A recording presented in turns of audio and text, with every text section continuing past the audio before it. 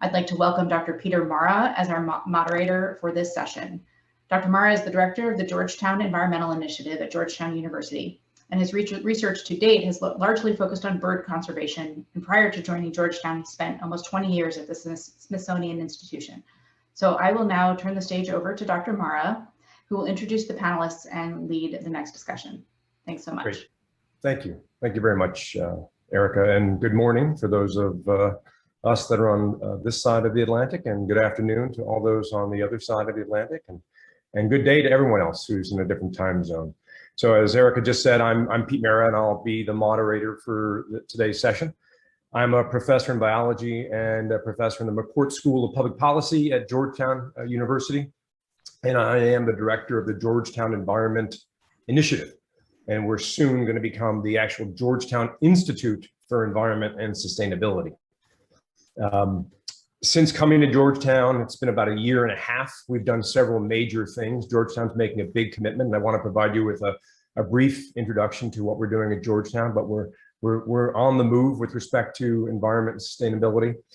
We have just created, we're in the process of creating a new undergraduate major in environment and sustainability. We've just formed a joint MS degree in environment and sustainability management with the business school at Georgetown.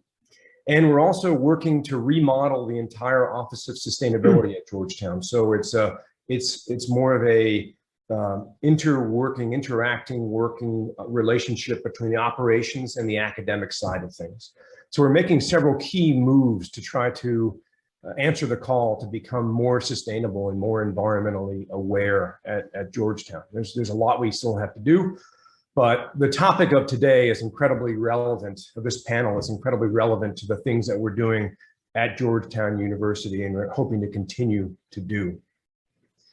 And this topic of creating an ecosystem around sustainability through science and action, and valuing the sustainability development goals in higher education research institutions is a really important one that we need to think more and more about. It's essential. Universities and research institutions are essentially small cities with many similar issues and opportunities as cities that we can tackle and we can change.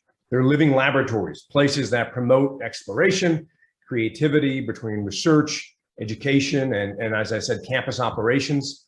It's essential that we start to tackle these. They can have big footprints, and there are close to 4,000 to 5,000 universities and research institutes in the US alone, to over 25,000 around the world. Each of them have the opportunities to reach undergraduates and graduates, a cadre of young people, training them how to be more sustainable, more aware of the environmental issues that are out there. Teaching them how to practice what they preach, walk the walk. It's essential for spreading more and more of the gospel of sustainability, campus operations, outreach, et cetera, to change our endowments, everything we possibly do. The challenge now to me is, how do we do this most efficiently, given what we're continuing to hear? I don't know if you heard the news today, but we've just hit the highest atmospheric CO2 ever. 419 parts per million in May. Essentially, there was almost no impact of the slowdown due to COVID on atmospheric CO2. So we've got some significant challenges looking forward. So this morning's panel will highlight some of the practices and activities of 4 academic and research institutions, 2 in North America and 2 in France, on both sides of the Atlantic, that have been working towards adopting and implementing sort of the sustainability development goals and the principles around the Green Deal. But what are they doing? How are they achieving these? What are the obstacles? What are the opportunities? How do we do this in our own institutions and learn from these examples? So each panelist will provide brief remarks, 5 to 7 minutes, that describe their experiences, their perspectives on this topic. And then when all 4 speakers are done, then we'll go into questions. So please, put your questions into the Q&A, and we'll try to get to them in our discussion. Let's begin with the first panelist, Alain Schuhl. Alain is the general director for science for the French National Center for Scientific Research, otherwise known as CNRS. He coordinates the activities of the 10 CNRS institutes, promotes interdisciplinary, and organizes partnerships on the regional, national, European, and international levels. Alain, thank you. Thank you very much, Peter. I'd like first to thank the organizer to invite me to speak on behalf of the CNRS. CNRS is the biggest research organism in Europe. And I just will, in the few minutes I have now, try to explain our involvement in the Sustainable Development Goals. And we integrate these goals in our research policy since a few years. First of all, we create 3 years ago a specific task force, which name is Agenda 2030. It has been created at the CNRS to translate the 2030 agenda into scientific questions. This task force has highlighted issues and numerous examples of research results and action projects, publication and mechanisms that provide response to the SDG. And we have a special brochure, which is the CNRS and the SDG by 2030. The second point is in our contract with our ministry, the objective contract. We put 6 societal challenges, and which are in strong connection with the SDG. And for example, there is one which is health and environment. So the second one is educational inequality, energy transition, artificial intelligence, and climate change. These contracts also commit the establishment to the state to mitigate its environment impact while maintaining its primary mission of producing scientific knowledge at a level of excellence.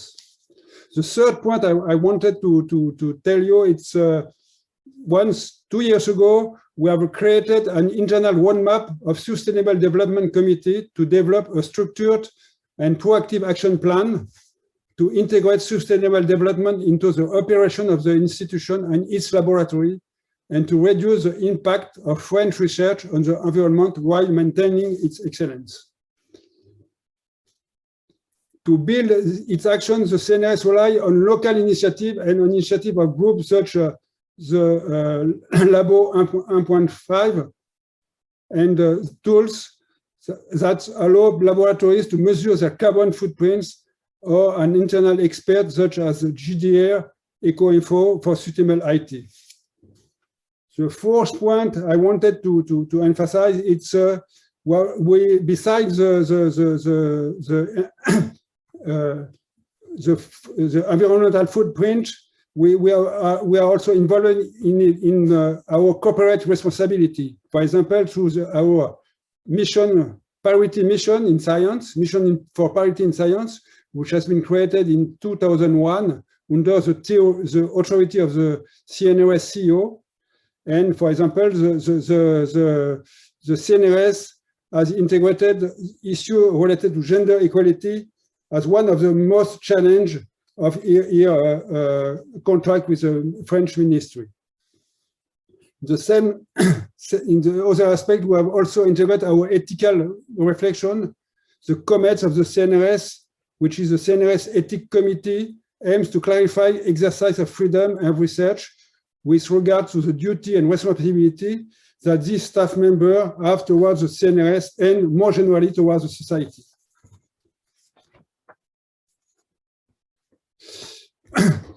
One point I'd like to emphasize rapidly, that the societal issues are rarely disciplinary problems. So we have to encourage more interdisciplinary approach and a cross-functional involvement of support services. We have a mission for transversal initiative and interdisciplinary, which bridge the gap between the 10 thematic institutes of the CNRS.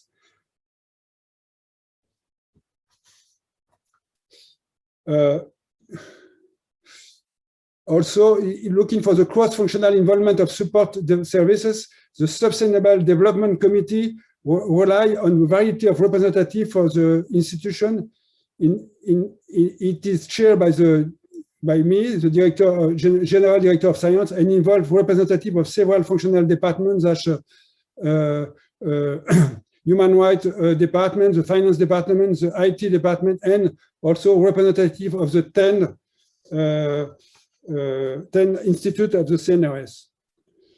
Finally, let me conclude on our involvement on the necessary implication with the general public. Many expert opinions are given by researchers in all kinds of media and daily basis. CNRS researchers are a pool of expertise and all the issues that exist. The CNRS is also involved in popularizing and communicating science at numerous events each year, but also online. For example, the CNRS has developed a YouTube channel called Zest of Science for the general public. And one of the essential lines of action is also to bring scientists closer to the political decision makers at different levels. The CNRS is working hard to make CNRS research better known to parliamentarians. This makes it possible to raise awareness and richness and diversity of the CNRS work and action, and to provide everyone with the benefits of a demanding scientific perspectives. Thank you. Thank you very much, Alain. Next, we'll go to Graham Carr. Graham is president and vice chancellor of Concordia University in Montreal.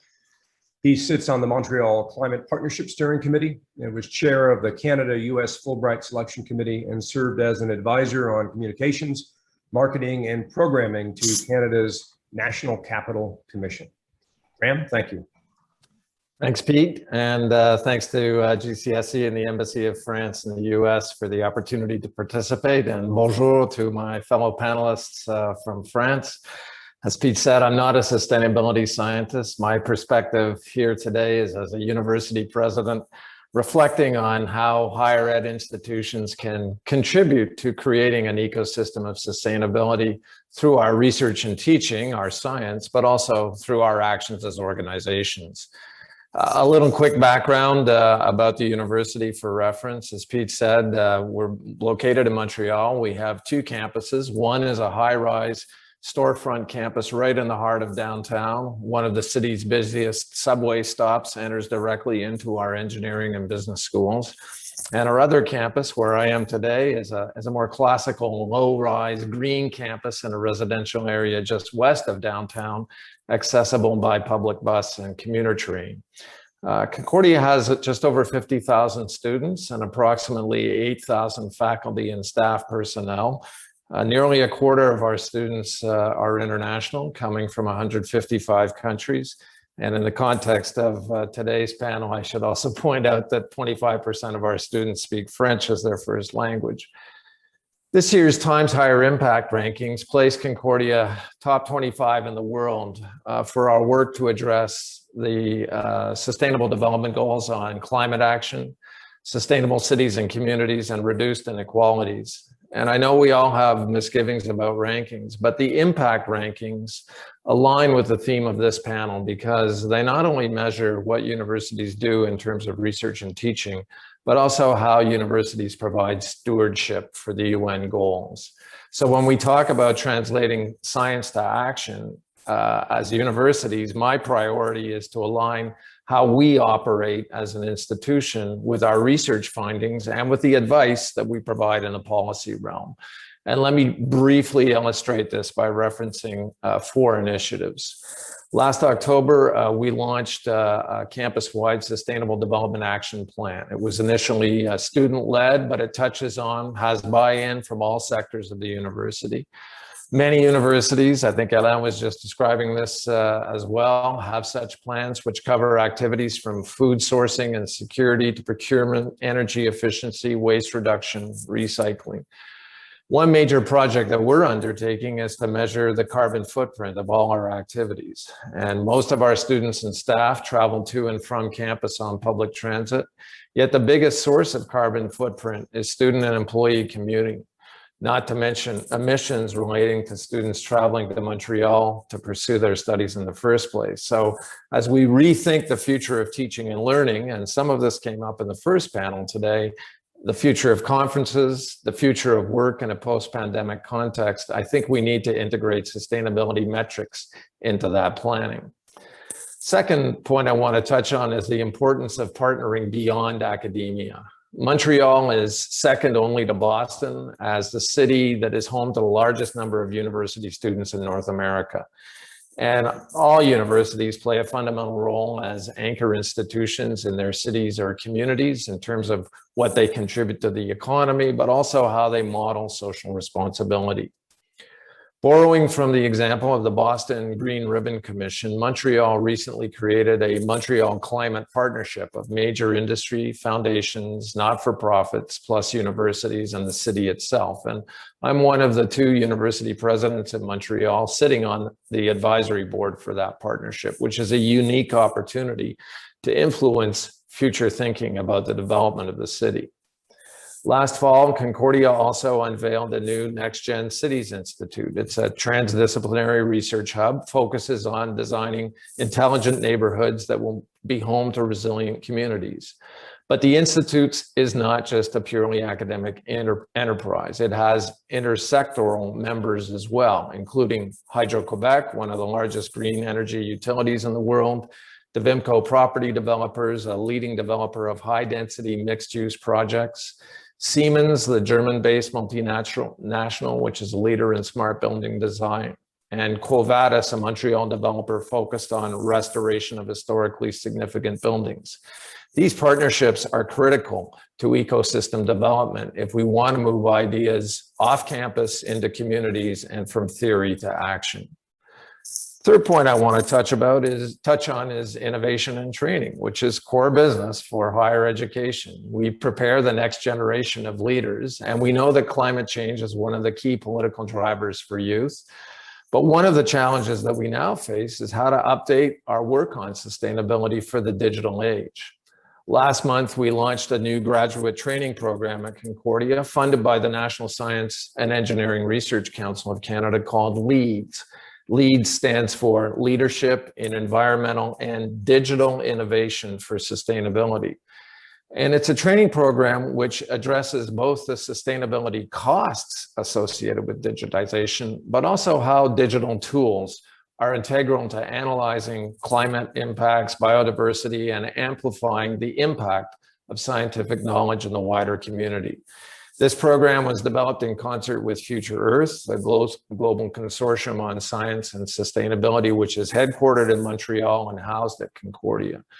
The world is in the midst of a virtualization paradigm shift, which means that focusing on the digital will be increasingly critical to connecting science and action in the future. My last ecosystem example is the role and responsibility of university commitments to sustainable finance. There's lots of pressure on North American universities to divest in fossil fuels as a major climate action. In 2019, our foundation at Concordia, the foundation which manages our endowment, undertook not only to fully divest in fossil fuels by 2025, but to actually design its portfolio 100% around sustainable investments by 2025. I believe we're the first university in Canada, perhaps in North America, to make that commitment. But last year in 2020, our John Molson School of Business also entered into a partnership with Manulife Investment Management to develop a sustainable investment practicum for our business students, allowing them to develop next-gen knowledge that will be so critical to developing the transformation of the investment sector in line with sustainable goals. So in conclusion, I think my message is that university leaders need to embrace the challenge and see it as less a space for competition between institutions on research and training, and more as a collective higher education sector opportunity to commit to values that capture our social mission, the role we play in the community, and the importance of partnering beyond the limits of our own campuses. Thank you. Graham, thank you very much. Your message about finance, all your messages are great, but the finance one's a really critical one.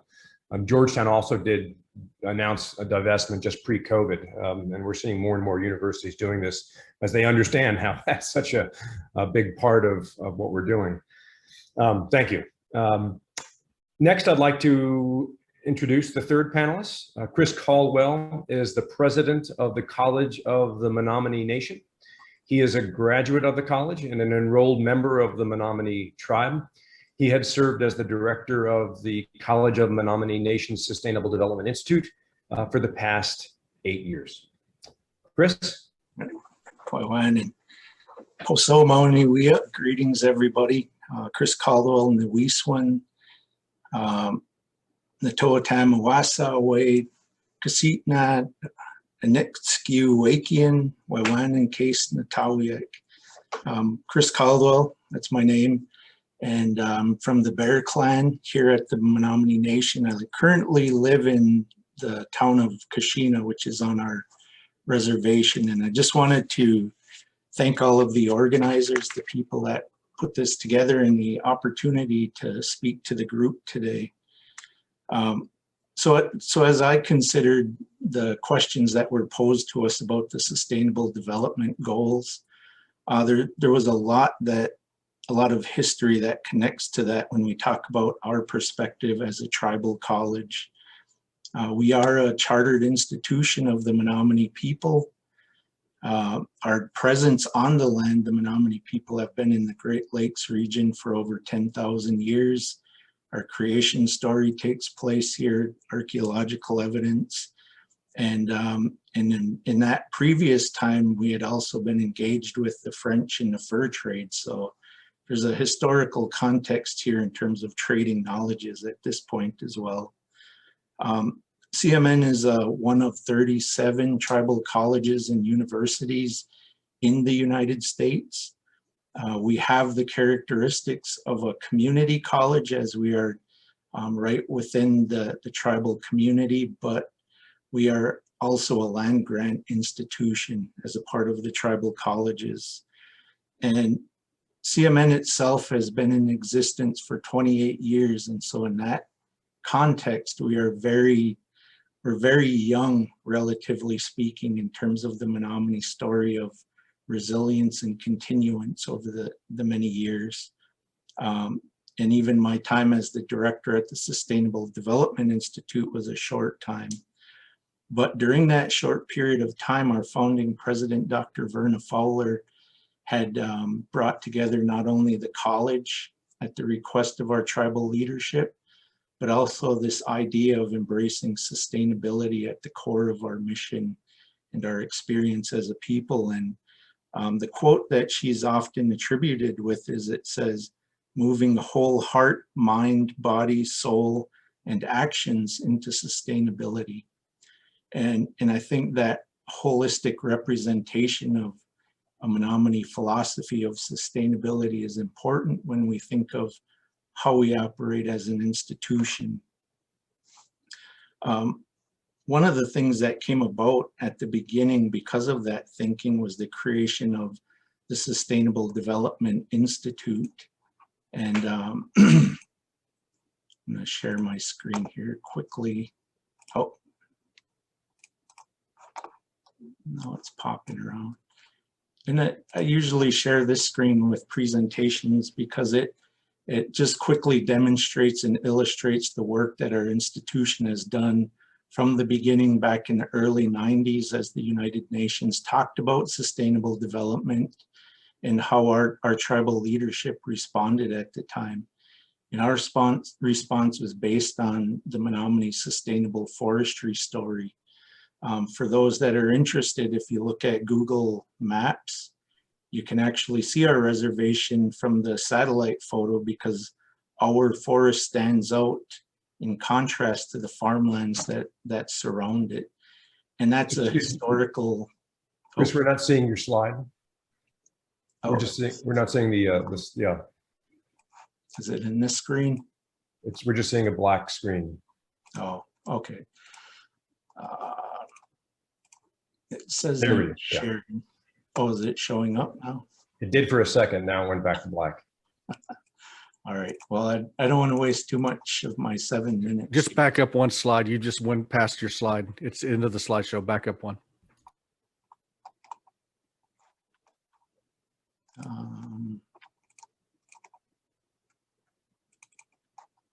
Is that showing up now? No. Yeah, I don't want to waste too much more of my time, but I can send the link. Okay, thanks. So one of the things with the work that the Institute has done has been the development of a theoretical model of sustainability based on that work that we do at the Institute. And really at the Sustainable Development Institute, we work across our college campus here. We work across our Menominee community, but also the other tribal nations in the state of Wisconsin to look at what does sustainability mean in terms of specific community histories. And we use our story, we share that as an example for others to consider their own. In terms of academics, we have had a requirement, a long-term requirement that all students take an Introduction to Sustainable Development course, which that has been in place since the 1990s. One of the things we've currently worked on is the development of a bachelor's program titled Integrative Studies in Sustainability that will be coming out in the near future, but it's based on the theoretical model that we've developed. And then in addition to the academics of the institution, the research work is focused on thematic areas that are important for the tribal communities here. And those look at planning, forestry, food systems, and general sustainability initiatives like renewable energy, clean water. The other part institutionally, we've worked this the sustainability aspect into our institutional strategic planning, but we also maintain a continuous greenhouse gas inventory report where we calculate our own footprint every year, and we look at how can that impact decision-making for campus operations. And we do all of this within the historical context of the inequities of tribal communities in the United States. And so our focus is on how can we nation build one student at a time. And I will stop there, and thank you.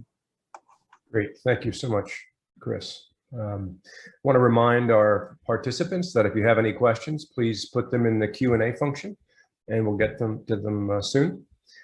Last but certainly not least is our fourth panelist, Tamara Benahri, and she is a researcher with the National Research Institute for Agriculture, Food, and Environment, and a project manager of the Labos 1.5 initiative, which I hope you'll hear about. Tamara does research in agronomy and in environmental science. Tamara?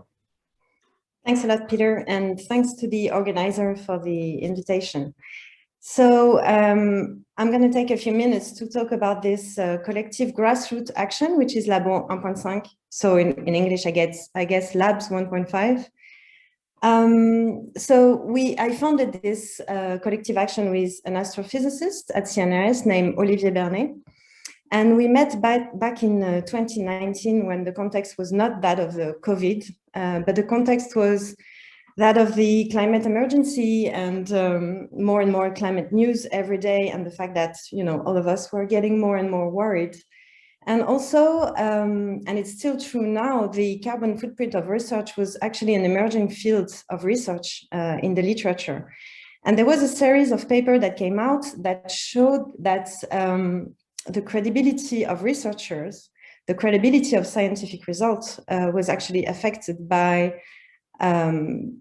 traveling behaviors, traveling patterns of individual researchers. And this context of, you know, science being fragile was also underlined by several climate hypocrisy type trials that were going on. And maybe you are more used to this in the US, but in France, it's less common. So climate hypocrisy, namely being, you know, in the press, individual climate scientists or scientists being targeted for adopting behavior that are disconnected to what they're saying and recommending as policies to move towards a low carbon economy. So in this context, we thought that it was really important that we as a scientific community would act together to try to reflect on our behavior and our practices. And one important thing that we both thought about was that it was important to move to operate not within the administrative boundaries of one university or a public institution, but trying to find common grounds as a community across statuses and across discipline, and maybe try to move as a community, as a research community altogether. So we simply started by writing an op-ed in the newspaper and creating a website, because one of the questions that we had was how much of us is there out there that are worried about our carbon footprint and that want to change, that think that we have a specific role as scientists in this climate crisis. And the numbers kept on going up and up during those 2 years. And we started to organize around a series of very practical objectives. And they were all about giving research labs the tools to evaluate and understand their carbon footprints. So a research lab in France is an entity that is typically size of about 50 to 250 people. And that has operational decision processes, that has a direction, that has direction councils. So it's also the place where we go, where we live, etc. So it's a scale at which we can really live things and change things, right? So the thing was that we started by designing a carbon footprint calculator. It was designed by Jérôme Mariette and Odile Blanchard. So one is an economist and the other one is a biostatistician. And so it's a free open tool that any lab who wants to use can use and estimate their own carbon footprint. Right now, there are about 200 research labs in France that are using it. The other thing is that we wanted to try to understand more, why do individual researchers or team of researchers or scientists adopt practices that are emitting in terms of CO2? Why do they fly to conferences? How does that work? And what is the role played by institutions, by evaluation, by the way research is spatially organized? And the two last points was that we would try to find solutions from the bottom up, that we saw that there is no one size fit all type of solution that would work over the diversity of situations and disciplines, and that solutions should be experimented within research labs. And the last thing is that we organized interdisciplinary discussions, gathering sometimes hundreds of members of the scientific community to discuss our particular role as a scientific community in this climate crisis. So you see in our activities, there are very operational things, and the activities that are more about discussing and exchanging ideas. And one pillar of our work is to do research. So to do research on research. So why is it important to do research on the carbon footprint of research? Basically because we don't know much about this carbon footprint. We don't really know its size. We don't know how it's distributed. We don't know its uncertainties. From what we've learned recently, we see that different research labs have carbon footprints that are extremely different. Some of them are due to commuting, some of them are due to flying and or experimenting on the field.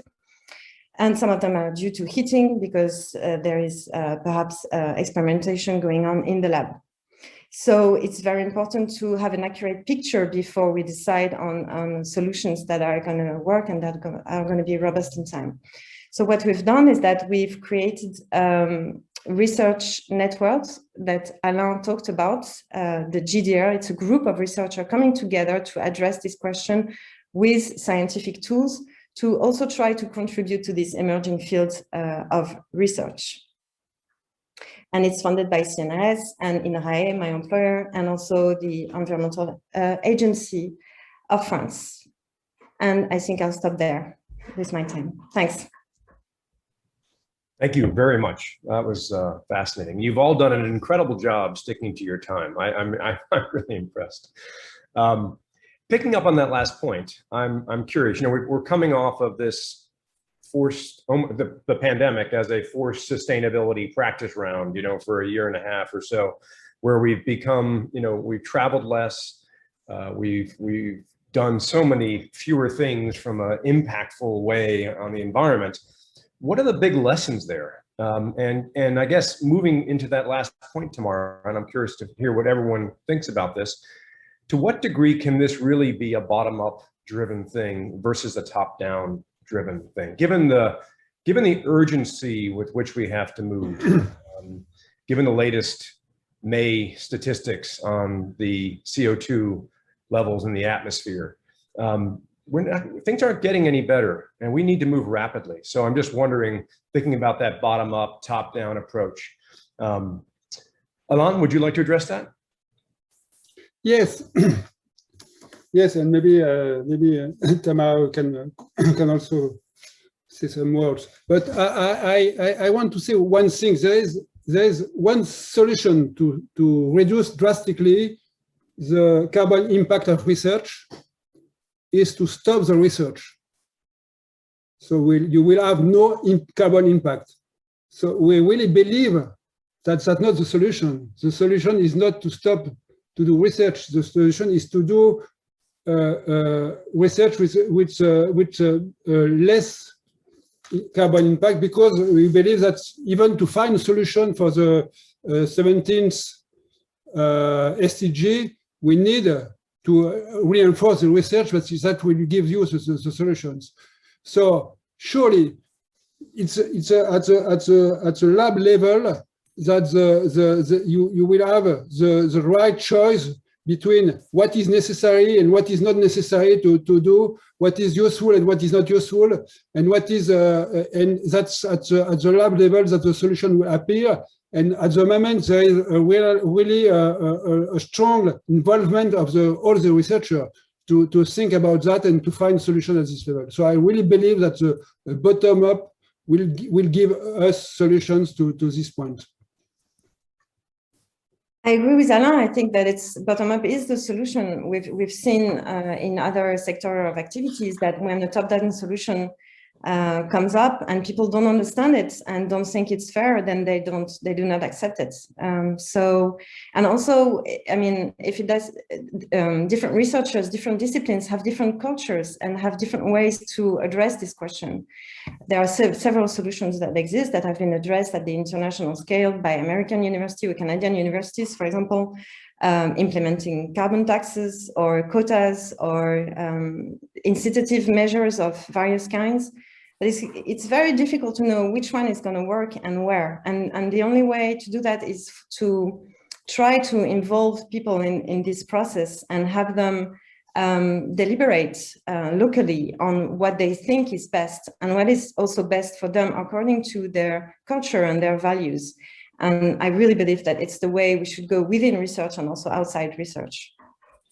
Maybe I can just jump in there on Tamara and Alain's points. So I think the bottom-up approach is what's really going to make a difference. At Concordia, just before the pandemic, our Department of Geography, Planning and the Environment developed within their own department a program which they call Flying Less Concordia, where all of the faculty members published on the website what their travel plans were and what the potential carbon impact of that was. And I think that, if you have one department doing that and that's coming from the bottom up, then presumably other departments will do it as well.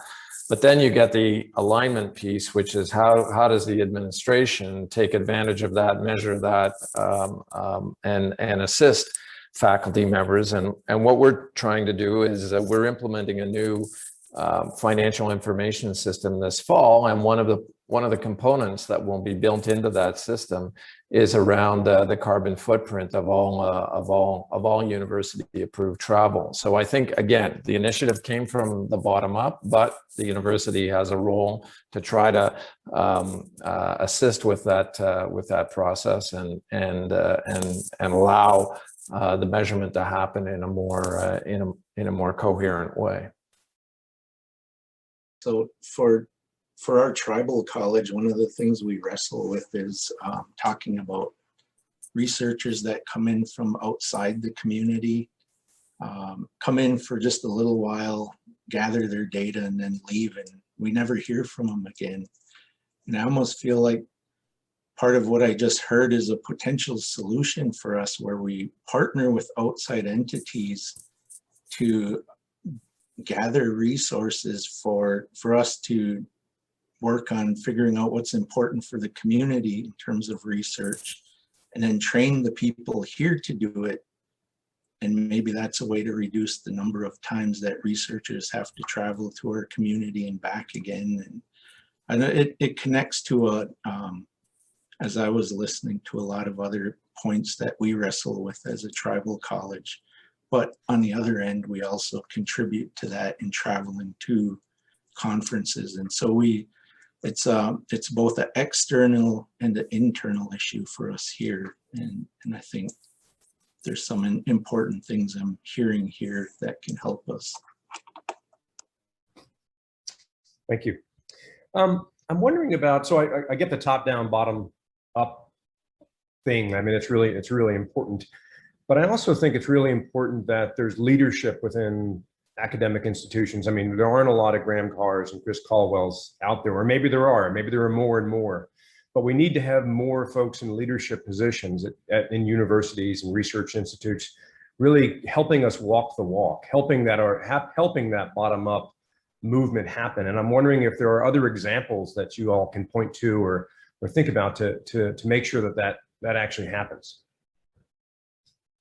Graham, do you have any examples from colleagues? Yeah. That you're... Well, I mean, in the earlier panel, there was a reference to what Michael Crow's done at ASU and the massive work to move to make courses accessible online, and there's an equity piece to that also, making courses accessible to populations that might not otherwise have them. I think more and more university leaders need to focus on the sustainability question, because the pressure is on campus. I can't imagine that there's a campus in North America or even in Europe where students, faculty, and staff are not pushing hard to see more sustainable initiatives come forward. And interestingly, you may have seen last week in The Guardian coming out of London, there was an article on how the past 15, 16 months have affected students. And of course, the isolation that students have experienced has been a real challenge. But the thrust of the article was that it's also animated and mobilized those students even more, because they feel like they've just experienced 15 or 16 months of lost time, and there was no time to lose beforehand. There's even less time to lose now. So I think the part of assuming a leadership position today in higher education is going to entail a commitment to sustainability. I don't think campus communities are going to allow people to be anything otherwise. Anyone want to add to that? Yeah. I agree that the leadership comes from the youth, for sure. So I totally agree with Graham that we should really listen to the youth. And it's also what we've done here, is that we were really pushed by our students and by young researchers. And I don't know how it's in the US or in Canada, but in France, scientific careers are not, and universities are suffering from a lack of funding. I mean, students are suffering from various different things. And when they choose that type of careers and paths, they really want that there is a profound agreement between what they do on an everyday basis and what they know from the environmental and climate crisis. So we really have to give them that, or else we will lose them, probably.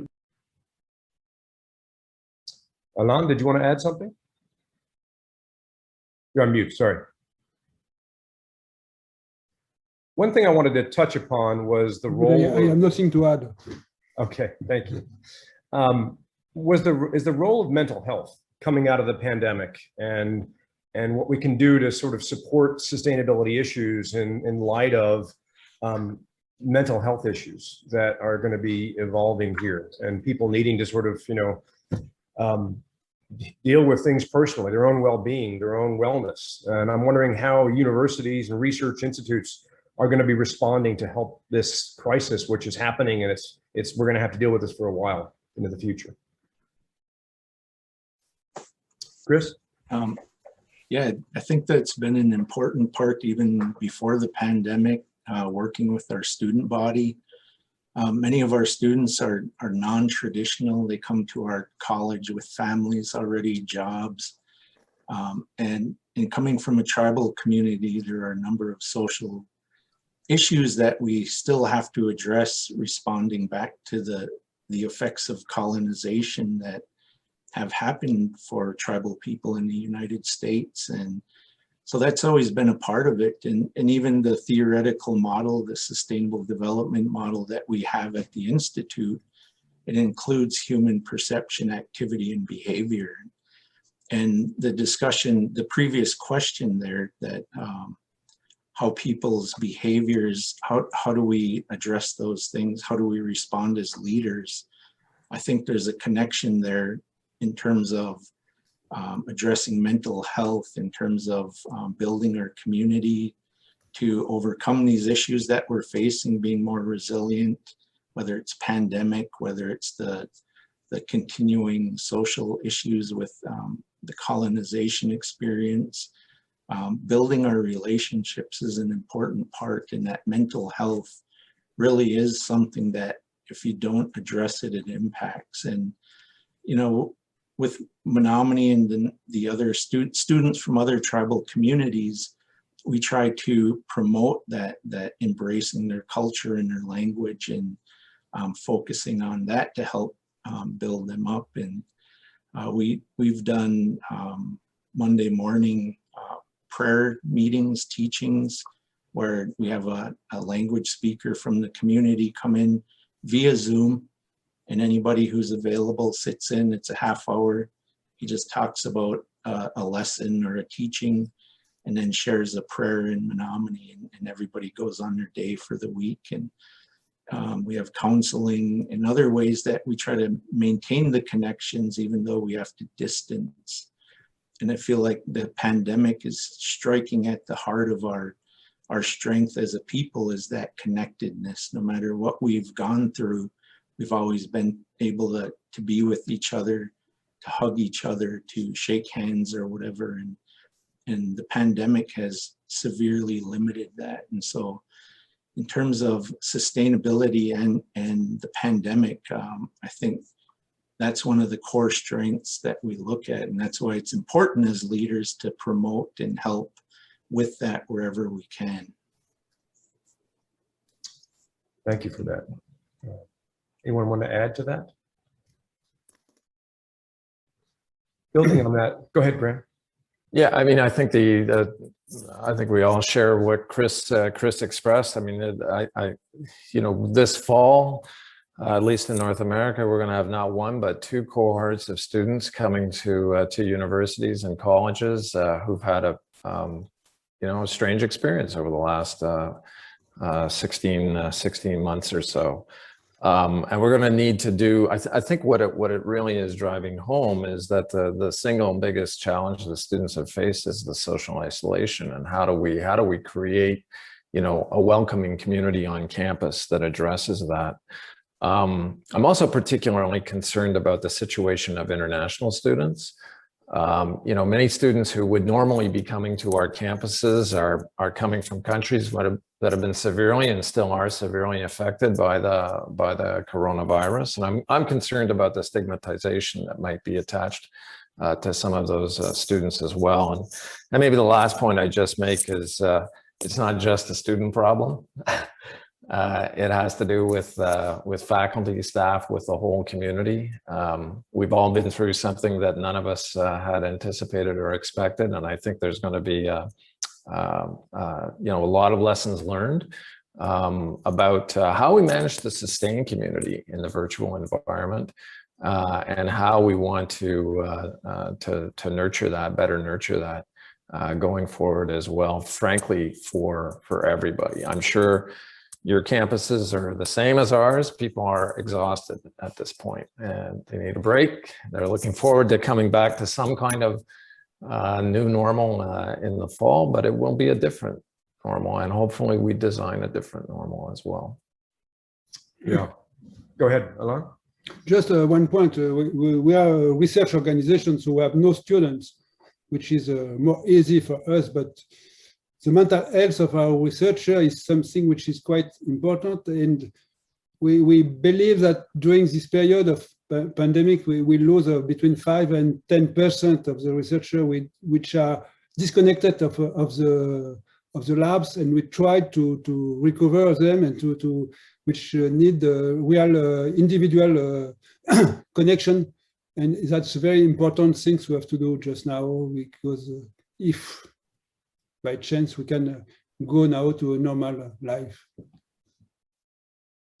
Building on these issues and picking up on a thread from the first session this morning, how are your institutions trying to build in and incorporate equity, inclusion, and diversity? You know, these are all cornerstones of sustainability. And how are you integrating EID types of issues into your sustainability priorities? How are you making that an equal priority? We're trying to do that in everything we do. We have to do it if we're going to be successful into anything we do with respect to sustainability. And I'm wondering how your institutions are explicitly tackling this challenge. Well, I'm happy to start on that one. So we're deeply engaged in equity, diversity, inclusivity issues here. You know, obviously, Chris is coming from a particular space with regard to Indigenous peoples in North America. I have to say, in Canada, that's a priority as well. And I'm sure everyone globally saw news from 2 weeks ago about the awful discovery of 215 children who had died at residential schools in British Columbia. So we've been active on an Indigenous directions leadership plan since 2019. Last year in 2020, in the context of the Black Lives Matter issue, we launched a task force, a presidential task force on anti-Black racism. So those social justice issues are very front and center for us as we go forward.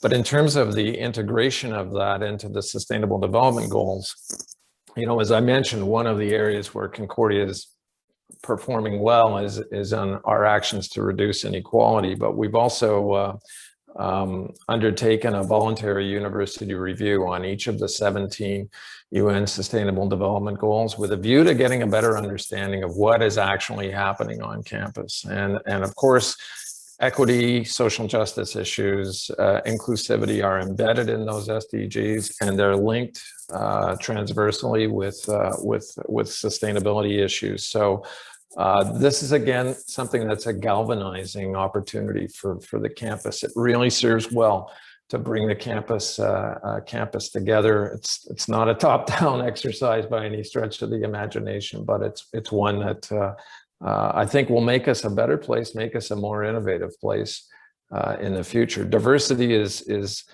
part of our university's character, and I'm convinced it's an important part of what makes us an innovative, exciting place to be, and we want to sustain that. Thank you for that. Anyone else want to address that issue? Chris?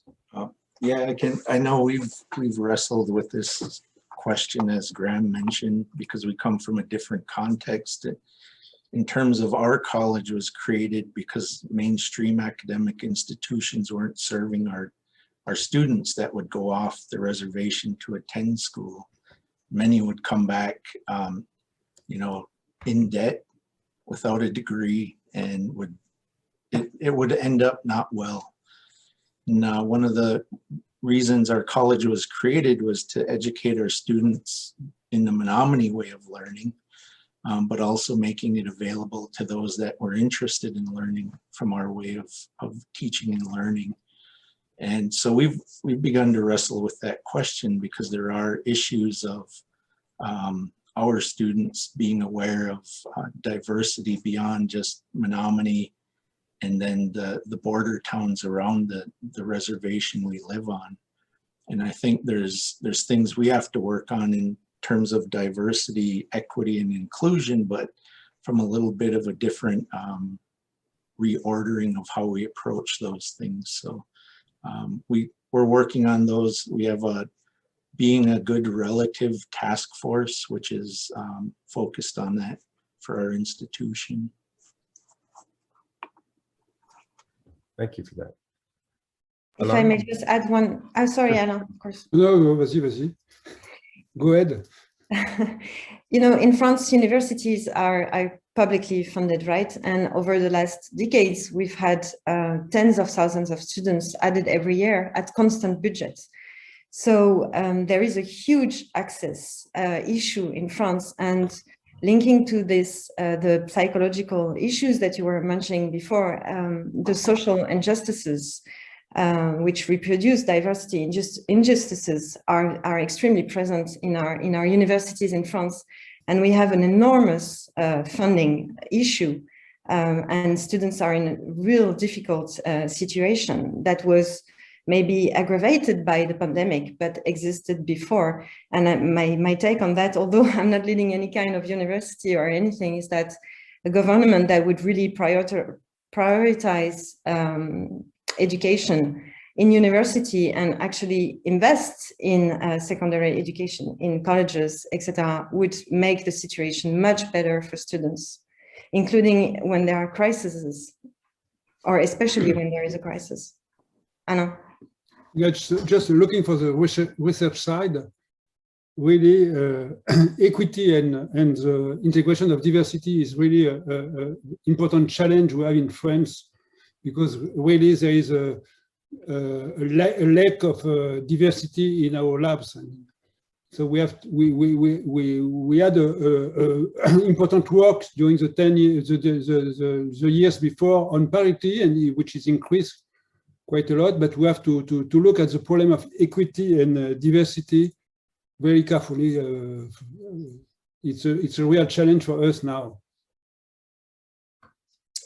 I want to shift gears in our last few minutes, and it's something that I'm grappling with myself as I build this institute at Georgetown, and that is whether or not we're really truly approaching things at the interdisciplinary or transdisciplinary level that we really need to be to address these sorts of problems. Because by their very nature, so many of these issues are interdisciplinary and transdisciplinary, but we're trained as disciplinary scholars or in the areas that we're working. It's hard to really approach interdisciplinarity at the level that we really need to.